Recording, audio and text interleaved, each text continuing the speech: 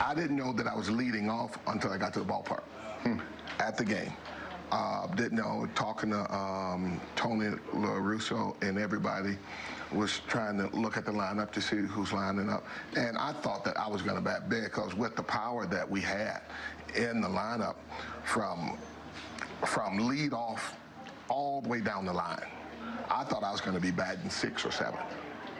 And Tony La Russa said, well, Bo, we need some speed on the base, so I put you lead off. I said, you put me where?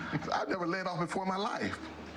And he said, I had to put you somewhere. I had to put you somewhere, and I figured if you get on base, I know that we can get you in.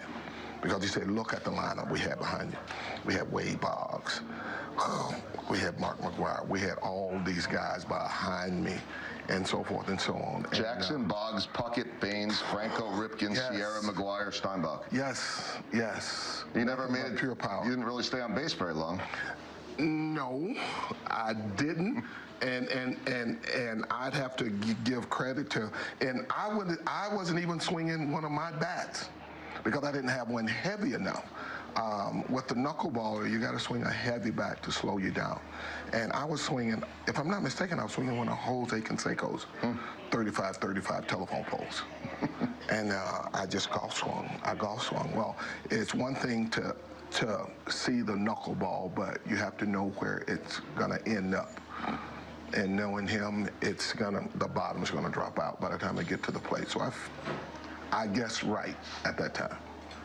I saw in one of those documentaries a comment from Howie Long, the Hall of Famer, who said that you defied modern technology. Your high school baseball coach said you defied geometry of the game. and of course, when anybody hears that, they think about you running up on the wall. That play will forever be seen because nobody's ever done it. I assume that was instincts, or do you ever look back and say, how did I do that, or just that's just me? No, that was actually just me. I never thought about it, I didn't intend for that to happen, but after catching that ball, running to catch that ball, I would have either hit the wall at an odd angle and probably hurt my shoulder and fell and did more damage, or I just put my feet on the wall with the momentum that I had and just carried me up and back down again.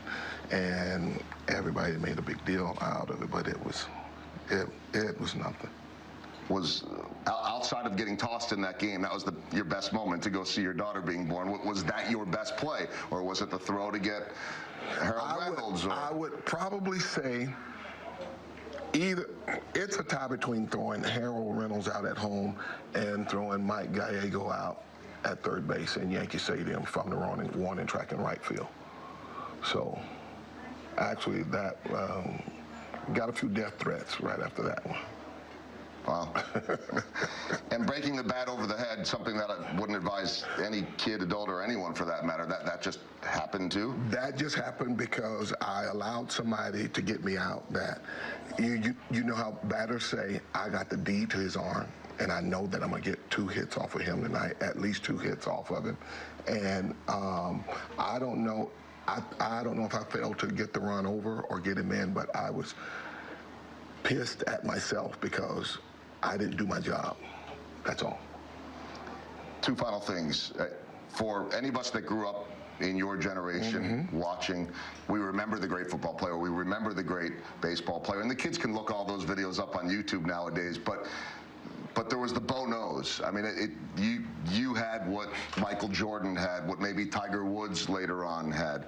What was it like to be that type of celebrity off of the field? Well, the celebrity off of the field was okay. It was good being that celebrity when you're going through customs.